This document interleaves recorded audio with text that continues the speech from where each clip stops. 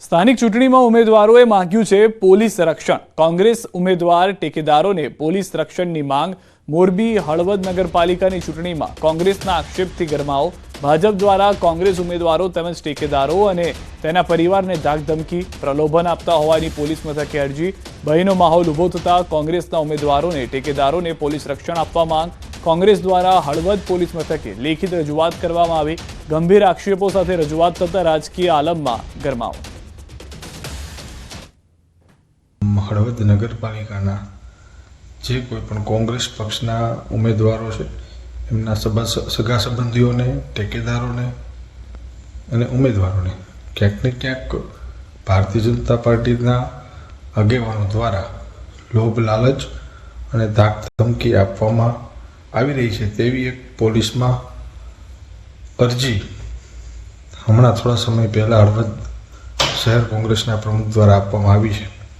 ત્યારે આ ચૂંટણી આદર્શ આચાર સંહિતા અનુસંધાને યોજાય અને કોંગ્રેસ પક્ષના આગેવાનોને અને કાર્યકર્તાઓને કોઈને દબાવવામાં ન આવે એવા પ્રયત્ન થાય। વલસાડ જિલ્લામાં 3 નગરપાલિકાની ચૂંટણીઓની તડામાર તૈયારીઓ ચાલી રહી છે। ત્યારે ધરમપુર નગર હવેલીના વોર્ડ નંબર 3ના કોંગ્રેસ ઉમેદવાર સંદીપ ડાંભિયા સંપર્ક વિહોણા થયા છે। પાર્ટીના ઉમેદવાર સંપર્ક વિહોણા થતા કોંગ્રેસે શાસક પક્ષ પર આક્ષેપ કર્યા છે। જિલ્લાના કોંગ્રેસ મહામંત્રીએ જણાવ્યું કે શાસક પક્ષ હાર ભાળી ગયો હોવાથી અમારા ઉમેદવારોને ગાયબ કરીએ છીએ। હાલ તો કોંગ્રેસના ઉમેદવાર સંપર્ક વિહોણા થતા જિલ્લાનું રાજકારણ ગરમાયું છે। આશંકા છે આ જે ઓપોઝિટ પાર્ટી જે છે અને છેલ્લા 30 વર્ષથી નગરપાલિકાની અંદર એમનું શાસન છે, પણ આજે એમને એવો ડર છે કે અમે સત્તામાં નહીં રહીએ, એટલે અમને આશંકા છે કે આજે અમારો વોર્ડ નંબર 3નો જે ઉમેદવાર છે એમને એ લોકો ક્યાંક અને એમને ગુમ કર્યો એવી અમને આશંકા છે। દ્વારકા નગરપાલિકા ચૂંટણીમાં ભાજપ ઉમેદવારને 3 સંતાનો હોવાનો કોંગ્રેસનો દાવો। વોર્ડ નંબર 2ના ભાજપના ઉમેદવાર ઝરીના અબ્દુલ મોખાએ રજૂ કરેલ સોગંદનામામાં 2 જ સંતાનો ઉલ્લેખ છે। કોંગ્રેસે આક્ષેપ કર્યો છે કે આ સોગંદનામું ખોટું છે। કોંગ્રેસના નેતાએ ચૂંટણી અધિકારી સમક્ષ દલીલ કરી છે। ભાજપ ઉમેદવાર ઝરીના અબ્દુલ મોખાએ અગાઉ પોતાના એક સંતાન દત્તક આપ્યાની વિગત જાણવા મળી હતી। સમગ્ર ઘટનાની તપાસ દ્વારકા પ્રાંત અધિકારી અને ચૂંટણી અધિકારીએ હાથ ધરી છે।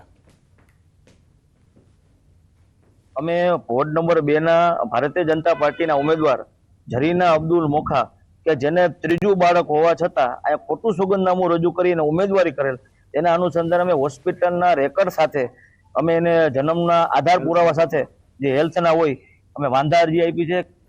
સ્થાનિક સ્વરાજની ચૂંટણી પહેલા વલસાડ જિલ્લામાં આમ આદમી પાર્ટીમાં મોટું ભંગાણ સર્જાયું છે। આમ આદમી પાર્ટીના રાજુ મરચા અને તેમના પરિવારે કેસરીઓ ધારણ કર્યો। રાજુ મરચા વલસાડ જિલ્લા ભાજપ પ્રમુખ અને સાંસદની હાજરીમાં ભાજપમાં જોડાયા। મહત્વનું છે કે વલસાડ નગરપાલિકાના વોર્ડ નંબર 2 અને 3માં રાજુ મરચા અને તેમના પરિવારનું પ્રભુત્વ છે।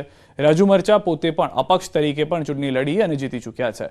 વલસાડ નગરપાલિકાના પ્રમુખ પણ રહી ચૂક્યા છે। સાથે જ તેમના પુત્ર અને પુત્રી પણ આ 2 વોર્ડમાંથી અપક્ષ તરીકે ચૂંટણી લડી અને જીતી ચૂક્યા છે। ત્યારે હાલ વલસાડમાં ચૂંટણી પહેલા જ ભાજપ મજબૂત સ્થિતિમાં આવી ગયું છે।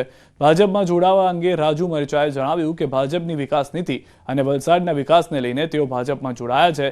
તો સાથે સાંસદ ધવલ પટેલ ભાજપની જીતનો વિશ્વાસ વ્યક્ત કરી ચૂક્યા છે। 5 વર્ષમાં હજુ તો કામ બાકી છે। આવતું નગરપાલિકાનું ઇલેક્શન, સાંસદની ગ્રાન્ટ, વલસાડના ધારાસભ્યની ગ્રાન્ટ, એ વલસાડને સહભાગી થાય અને વલસાડના લોકોને કામ મળે, તેમાં કોઈને મને એવું નથી લાગતું કે આ કામમાં કોઈને વાંધો હોય।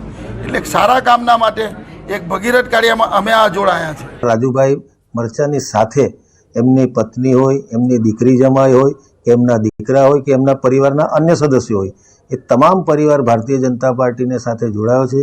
સાથે સાથે કોંગ્રેસના ઉમેદવારો પણ ભારતીય જનતા પાર્ટીની અંદર જોડાયા છે।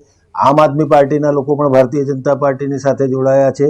અમને પૂરેપૂરી ખાતરી છે કે જે રીતનો આખું ભારતીય જનતા પાર્ટીનો માહોલ પૂરા વલસાડ જિલ્લામાં બન્યો છે, થોડા દિવસ પહેલાં રોનકભાઈ શાહ જે કોંગ્રેસના કાર્યકારી પ્રમુખ છે એ પણ જોડાઈ ગયા હતા, એ રીતે મને 100% ખાતરી છે કે પૂરા આપણે વલસાડ, પારડી અને ધરમપુરમાં ભગવો લહેરાશે અને ઐતિહાસિક જીત અમે મેળવવા જઈ રહ્યા છે। સ્થાનિક સ્વરાજ્યની ચૂંટણીની તૈયારીઓ ચાલી રહી છે। ત્યારે તળાજા નગરપાલિકામાં પણ દ્વિપાંખીય જંગ જામવા જઈ રહ્યો છે। આપ અને કોંગ્રેસનું ગઠબંધન થતા હવે દ્વિપાંખીય જંગ જામશે। ત્યારે તળાજાના નાગરિકોમાં પ્રાથમિક સુવિધાને લઈને રોષ જોવા મળી રહ્યો છે. રોડ, સફાઈ, પાણી સહિતની સુવિધાને લઈને લોકોમાં રોષ જોવા મળી રહ્યો છે.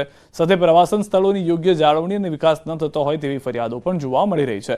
ત્યારે હાલ તો જે ઉમેદવાર પ્રાથમિક સુવિધાની સવલતો પૂરી કરવાની ખાતરી આપશે તેને જીતાડવામાં આવશે તેવું નાગરિકોનું કહેવું છે. 5-7 વર્ષથી તો મને નથી લાગતું કે અહીંયા સફાઈ થઈ હોય એવું. એટલે સફાઈ નથી.